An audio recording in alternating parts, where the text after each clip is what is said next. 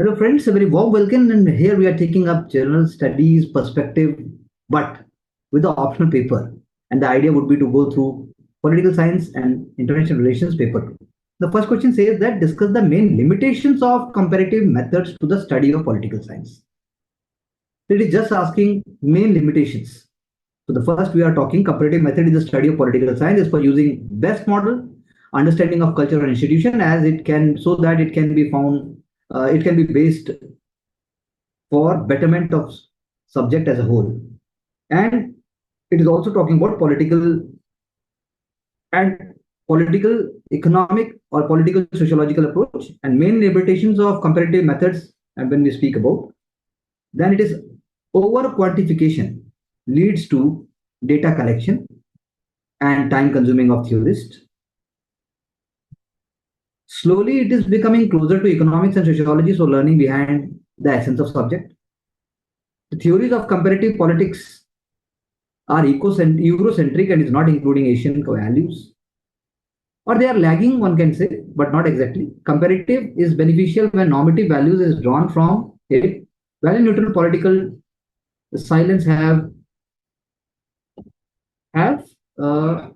widespread implications in post-structural time period, what one can say. Thus, Theta Chopal talks about bringing base, bringing both, not base, bringing both the so that institutional method of comparative politics is again used.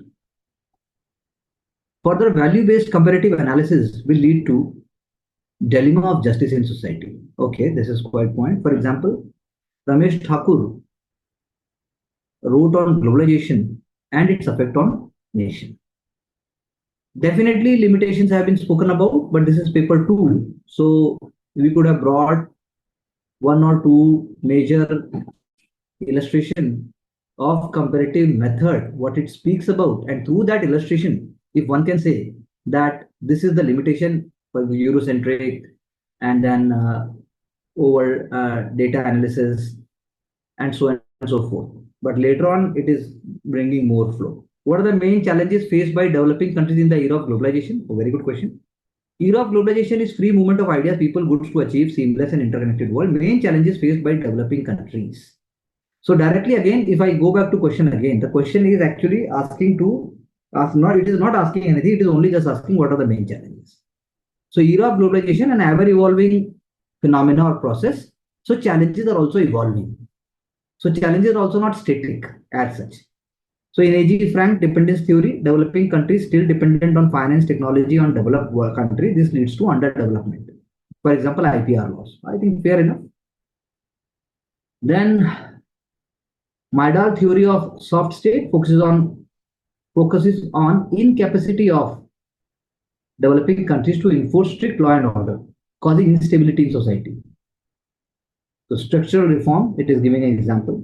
F.W. Rick's theory of development trap states high efficiency in system when forces are to liberalize and privatize. For example, Brazil, and then you are giving example of South Africa. Hamza Alvi, I think the question is actually talking about the main challenges of globalization. So the challenge should have been in the center, and that challenge is being substantiated by theorist. Here it is other way around. First theorist's name is coming up and his idea is coming up or her idea is coming up, and then one is talking about the challenge. So that becomes hazy, and that becomes a kind of it becomes crude. New social movement emerging due to high inequality in society. So one can rewrite it by saying that era of globalization is not able to bridge the gap, not able to bridge inequality in society, which was expected. Then you can say 1% owns 40% of wealth in India and so on so forth. So structure need to be changed. Still globalization is fruitful. So it is not saying globalization is fruitful or not. You could have ended by talking about how these challenges can be overcome or these challenges can ever overcome or not. Ramesh Thakur on the post-LBJ society. If he talks about a classless society, if he talks about a prosperous society, if he talks about a society where politics is helping people to achieve their aspiration, that should have been the ending. It is missing. Move forward, please. Discuss the commonalities between Marxist and realistic approaches to the study of international politics. Marxist and realist approaches.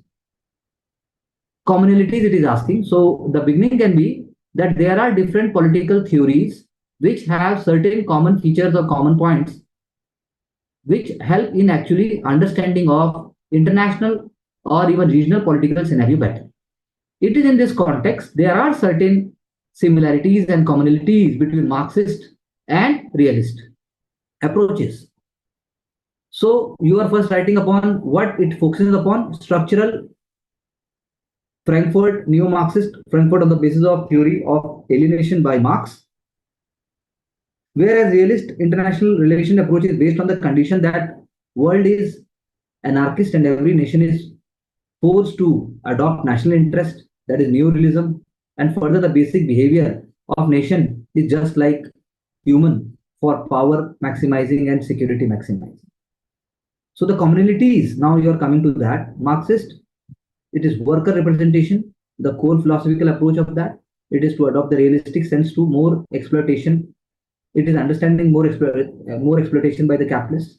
Rejection of idealist theory on the basis that the profound Western theory of cooperation behind in the capitalism behind the I don't know what the word is that. So cloak. CLOAK. Okay. State of anarchy, a world which needs to be mitigated by a national interest of nation or workmen. For example, commentary of Lenin, national interest of nation. However, they are different in. So we are talking about differences also, though it is talking about commonalities. So question, if we speak about that, then the commonalities between realist and Marxist is that first of all, Marxist, as you have mentioned over here, that Marxist approach when speaks about the exploitation, then that exploitation is real, and the exploitation must be stopped, as you rightly mentioned. Exploitation must be stopped, and there must be dictatorship of proletariat, or there must be workers rise and the workers rule, or peasants rule, or marginalized sections rule, and then only nation's security or nation's hegemony or national interest can be preserved. So that kind of element should have been coming together. It is coming, but then again, the keywords are visible, but the flow and the smoothness can be a little bit more over here. Bipolar structure of the world is more stable than the multipolar one. Bipolar structure of the world is more stable than the multipolar one. One has to comment. So the beginning can be made by only speaking about that in the modern times, in the 20th century or in the 21st century, the structure of the world is defined by global powers. For example, Kenneth Waltz of defensive neorealism, it has considered that bipolar structure is more stable. So it is one of the theories only, one of the ideas only, and it is asking you to comment on that idea that bipolar is more stable than the multipolar one. So you are first talking about bipolar one. So we have, rather than commenting, we have divided it into two structures for bipolar, and then you are talking multipolar. So it is broken in the point.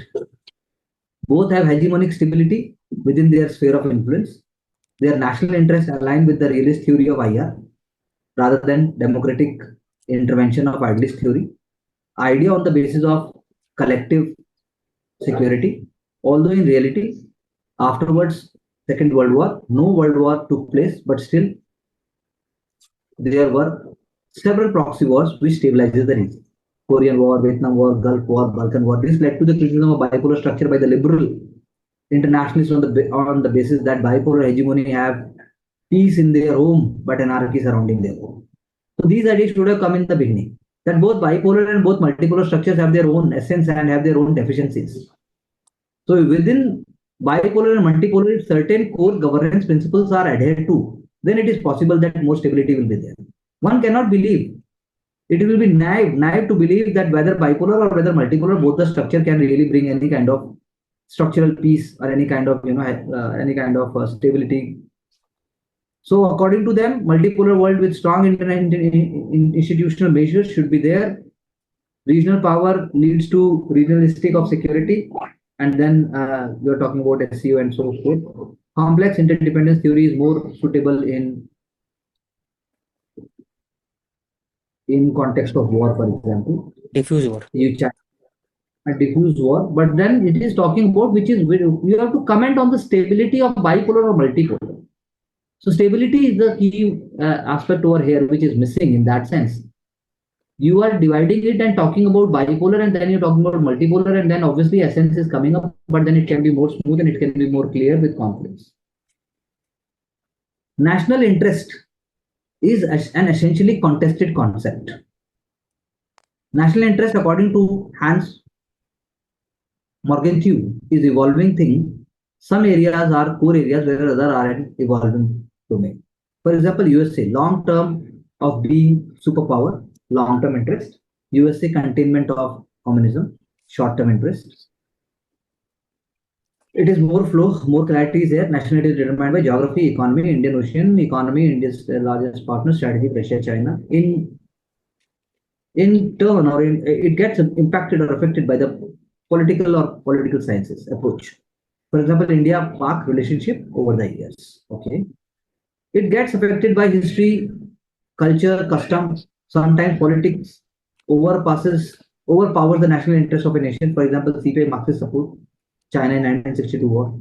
Whereas in case of national interest shaped politics, for example, India's public opinion in Pew survey against China. Thus, national interest of a nation is a part of realist theory of IR. It is a behavior of the state just like human in IR. So it is more flow, more clarity. It is coming up.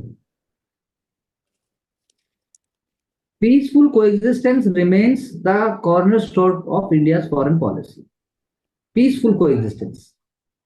So you are talking about India's foreign policy is derived from the historical tradition and civilization, Ahimsa, Buddha's golden means, and Apigraha of Jainism. What about our foreign policy? Definitely, then over here one can speak about the missions, or one can say the welfare policy or the missions sent by not just Ashoka but even the Gupta period, and even in case of Cholas also, we have a long history of peaceful coexistence. We are not annihilating other cultures or other nations without anything. So peaceful coexistence remains cornerstone. India is adopting Panchsheel with China and its neighbor in 1980s. Before that, one can bring over here how Indian foreign policy evolved. One line should have been here that in the pre-independence times also, we spoke about every region, every country which had been colonized or which is being marginalized. Whether we speak about the decolonization and its process in Africa, whether it is about China, whether it is about apartheid. So peaceful coexistence comes from there. Panchsheel is just one of the instances. India is not joining NAM. India is creating NAM. India supporting nuclear disarmament for all nations because India have understood that any kind of hegemony of arms and power will not lead to any kind of peace, of peaceful coexistence. India is not adopting, India is practicing and reflected through Gujarat doctrine that neighborhood first, or neighborhood, that's what we call about that there must be no expectations, or you can say there must be no any kind of mutual beneficial process as far as our immediate neighbors are concerned. We can go one step forward, and we have done all of that. India supported peaceful dialogue when between Israel and Palestine. So this is just an example. Peaceful coexistence, you can always quote here how India had gone for supporting aid and also for grant and also for credit line, even in case of vulnerable nations, whether it is Myanmar, whether it is Fiji, whether it is Mauritius, whether it is Maldives. That could have been couple of words or one or two lines. So advocacy of bringing again apartheid.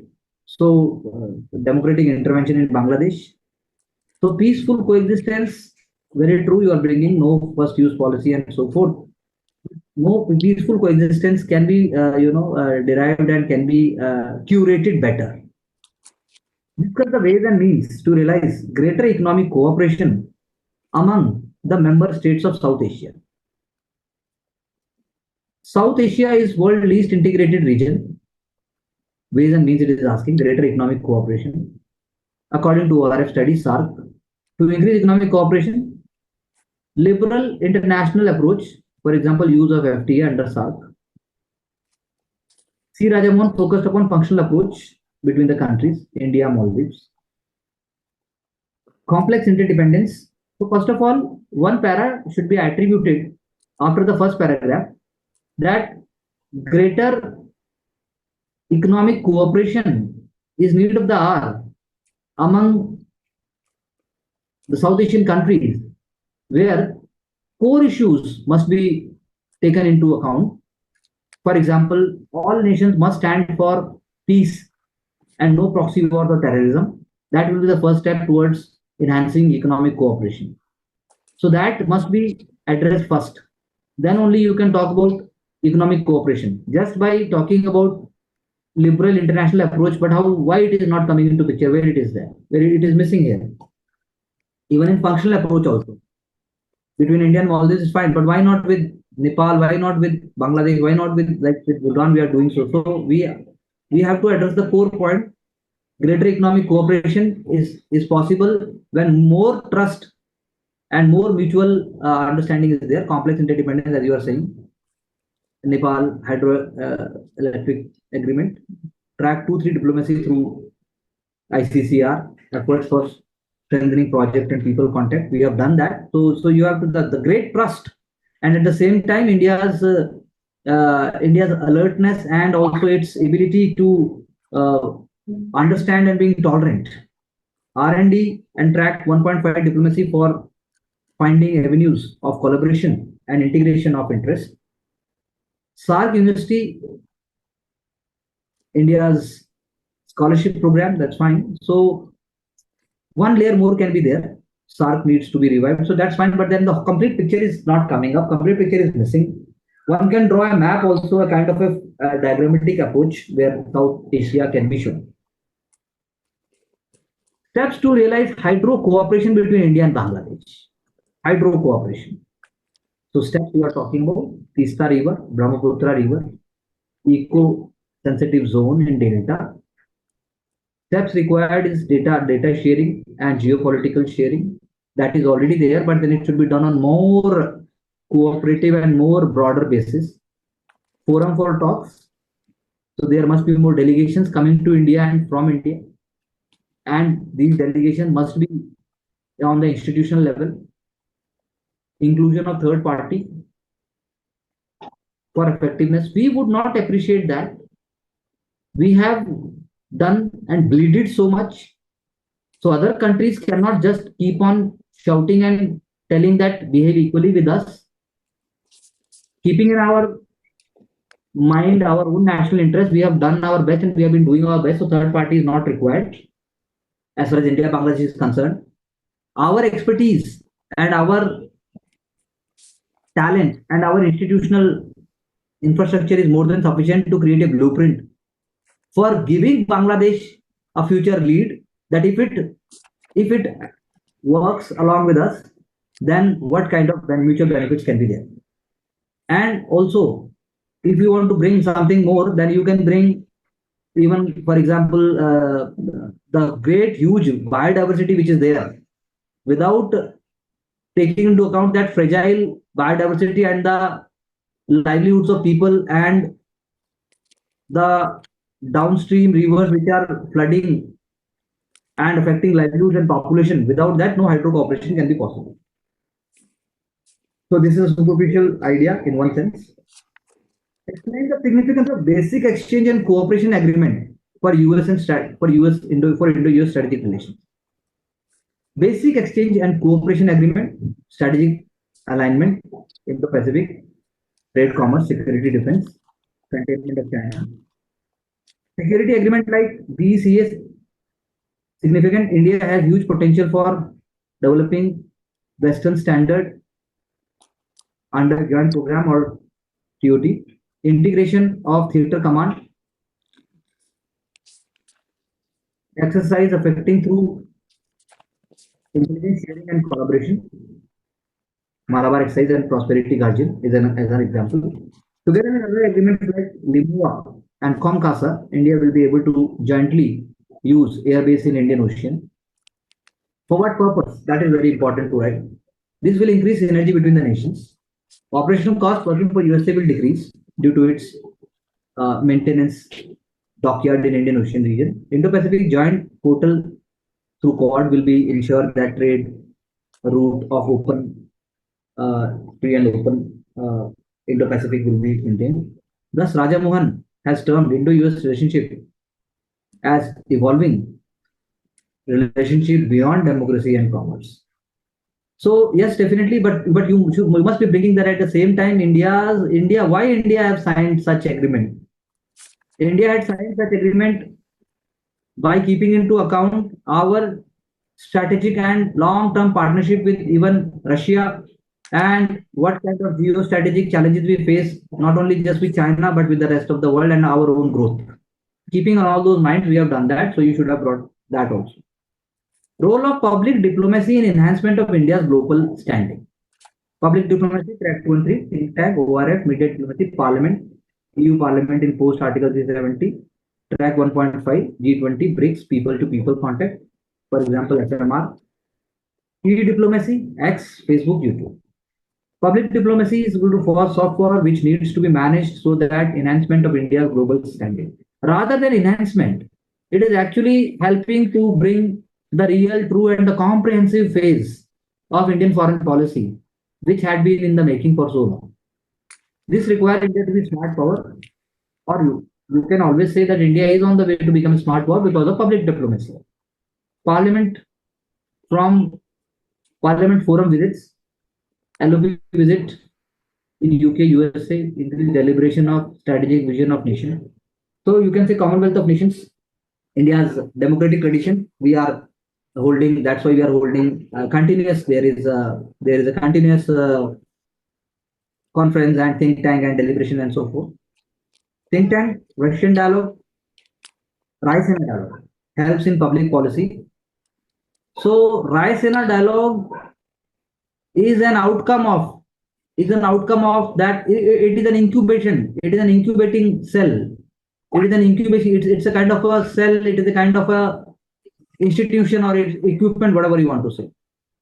Even scholarship and medical tourism is because of public diplomacy, because the word of mouth reached, and one can say that the celebrities coming from the US and European Union and so forth, they are taking the word of mouth back, and that's how public diplomacy comes into picture. Online diplomacy via documentation. So you are actually bringing the steps which are visible. It should have been a little bit more connected. People to people contact. SARC University helps in increasing hotline and global India global leadership. Increasing what? Increasing. Okay. What is this? What the word is that? Increasing what? Initiative. National interest. Media diplomacy acts as an organ, intellectual for via news corners. Thus, India being emerging power, focusing through ICCR and other channels. Yes, definitely. Okay, fine. How has the electoral democracy augmented the participation of people in the democratic process? Augmented. So electoral democracy needs separation of power, free and fair election, participation of people, for example, India. Yes, you are right in beginning. So electoral democracy, first of all, wants a free and fair and a true electoral process. That process must be true and fair, like the way you said. Cindy Weber and Gabriel Arnold is speaking about that how political culture method is linked with electoral democracy.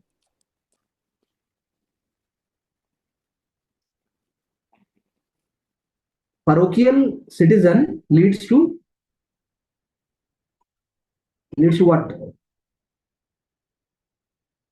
It's apathetic. Apathetic bureaucracy. Okay.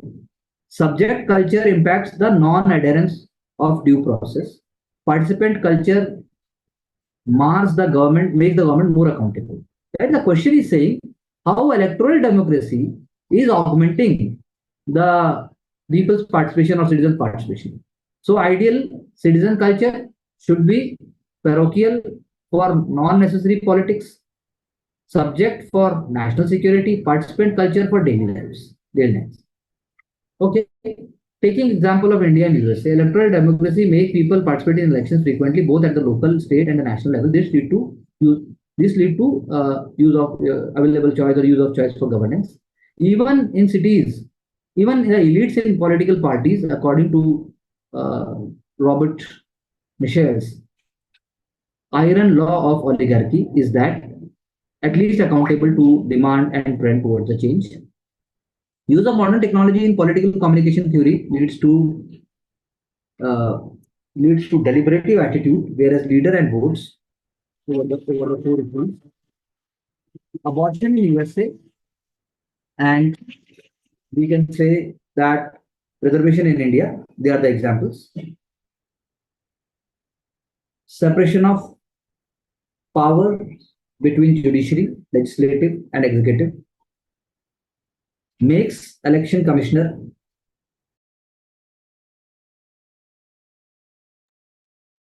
election commission more effective and non-partisan. Article 329. This ensures timely, free and fair elections, thereby increasing trust on democratic process. Innovative participation by traditional means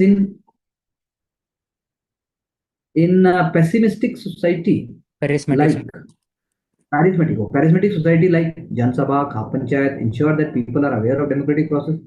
As democratic process require visual citizen, not subject-based citizen, political education becomes important. So there are a lot of points and a lot of ideas coming up, but we have to understand. We are further more to read actually. However, in some developed countries like UK, France, all the voter turnout reduces due to several reasons, as pointed out by Sydney Weber, like taking governance for granted, basic necessity fulfilled in life. However, this becomes different in developing countries like in India, where voter turnout is about 65%, both women and men. This is due to several factors as pointed by Atul Kohli from political, social perspective, caste, economic schemes, food, empowerment, society. Thus, electoral democracy, by large, augments political participation of people. So the question is okay on track, but then electoral democracy augments political participation of people by providing them aspiration and providing them a future hope that they can bring the change in society by themselves or being by the voice of the people, whether from the marginalized section or from the elite. So that gap is actually in India is somehow, in some ways, it is being bridged, though women participation must be more as far as representation is concerned. So electoral democracy in India is augmenting political participation of people because of its scientific approach, its constitutional fairness, one electoral roll, and no bogus or double approach is there. There is a clear cut approach that must be also brought. Though you can criticize that electoral democracy is also having its own pitfall or own constraint. For example, in India, electoral bonds, they were Atul Kohli साहब ने भी बोला होगा और बाकियों ने भी बोला होगा, वो हट गए, उनको हटाना पड़ा. The funding is an issue. A lot of money is required, Sir, cash is required. question was regarding the participation of people overall. कि rather than focusing on electoral democracy as well, have to focus on argument कैसे कर रहा है, कैसे accountability कैसे pro- हाँ argument कैसे कर रहा है, how it in a democratic process. Participation of people, I think it is more the core area apart from electoral democracy. दो keyword है इसमें democratic. Electoral democracy is a much higher and much bigger word than participation of people, because electoral democracy में आप participate का मतलब सिर्फ voter नहीं है, जो सबसे पहले खड़ा हो रहा है वो भी वोट डालेगा ही, खुद का तो वोट डालेगा ही वो भी. So electoral democracy is not just about you going to vote, it is about the whole picture. Electoral democracy is about manifesto also. Electoral democracy is about campaign process, everything, and someone standing later on that election was marred or election was bogus. So if it is not inspiring, people will not be participating much, like you just said about Yes. Western world. So in context of India, there could have been more broader and more structured approach. To discuss the role of social movements in strengthening the democratic process in developing countries. Role of social movements in strengthening. So Hannah added, fourth dimension of power states that it lies with the people, that is power two, and power ever. And what Not you're power writing, over. and not power over. Correct. The social movement becomes important avenue for achieving certain objectives. Farm Law 2020 agitation for rolling back farm laws. So, okay, according to, so you want to say that farm law was a social movement, basically. Social movement forced Social it to movement take can it back. be anomic on the spot as well as it can be organized, non-organized. Mm, So it is a loose mm, structure, whereas a mm, organized structure, which fights mm. for the seat, is called as political party. If it is not fighting on the for the seat, then it is called as pressure group or um, social So movement. according to Carl Friedrich, social movement strengthen democratic process by, तो Karl Frederick ठीक है बोला, लेकिन आप खुद बोल के उसको कार्ल फेडरिक को बाद में लेके आते हैं. Using traditional charismatic leadership to put forward demand to political structure है. बाबा रामदेव है, कोई और भी हो सकता है, अन्ना हजारे भी हो सकते हैं. Use of emotional appeal for paternity among the participants, this is enabling more bargaining power in the demand. Regional party के लीडर्स हैं, पवन कल्याण जैसे लोग हैं. Deliberative democracy strengthening due to use of modern and traditional method. बिल्कुल है, political communication है, dance है, तमाशा है, सभा है, लावणी है, रागनी है, दंगल है, अखाड़ा है. Act as pressure group from interest group for influencing political policy making. Yes. Becomes active citizen political culture which ensures that the executive is accountable for its actions against taxation of medical insurance. At the same time, social movement has been criticized by Robert Nischel for breaking established channel of negotiation, for example, election. Demand sometimes idealistic and utopian, for example, Narmada Bachao Andolon. Violence in anomic activity leads to trust deficit in movement, for example, cookie. Social movement need funds, manpower supplies is under question, FERA, FCRA 2020. The social movement, when within the boundaries of law, can do wonders for change. India against corruption, you just wrote. This requires alert citizens, active civil society, and responsible executive so that deliberative democracy is taking place in countries preserved.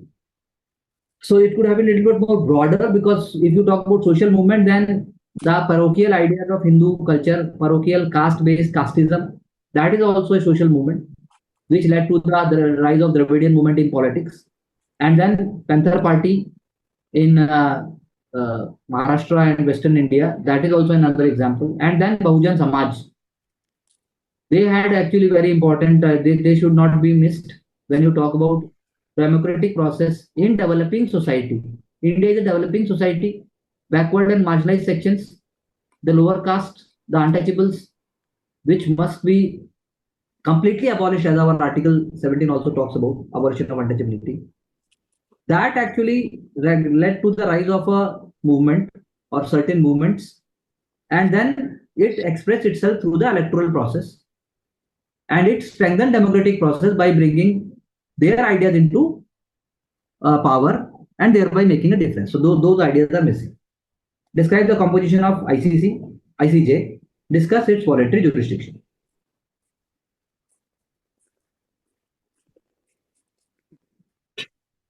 ICJ, Hague, Netherlands, 15 judges, 9 terms, no two judge can be of the same nation. Judge actor non-partisan manner. Composition, administrative, administrative. What is this? Secretariat, sir. Sure. Judiciary location, staff. It enforces law of UN agreement, Hague Court, and it is talking about that dispute between any two nations, boundary, genocide convention, Italian marine navy marine case versus Indian fisherman case. ICJ, being sole international court of justice, does not have adequate power regarding enforcement. South Africa raising against Palestine by Israel. ICJ, still ICJ has not been able to stop or direct enforcement to protect human rights. Voluntary jurisdiction leads to non-compliance in international relations. For example, POM not adhering to Kulbhushan Yadav case. Can you move forward, please? as sometimes it depends on UNSC mandate to enforce a decision on the country, Philippines versus China transition. But when even UNSC has veto powers, which makes it useless in enforcement, thus India and other developing nations have called off more reforms in the structure of UN and ICJ. This requires overall of UNSC and UNGA voting mechanism and inclusion of more members in the ICJ. That's what we can say. So we'll be taking up the next in the next session the rest of the questions.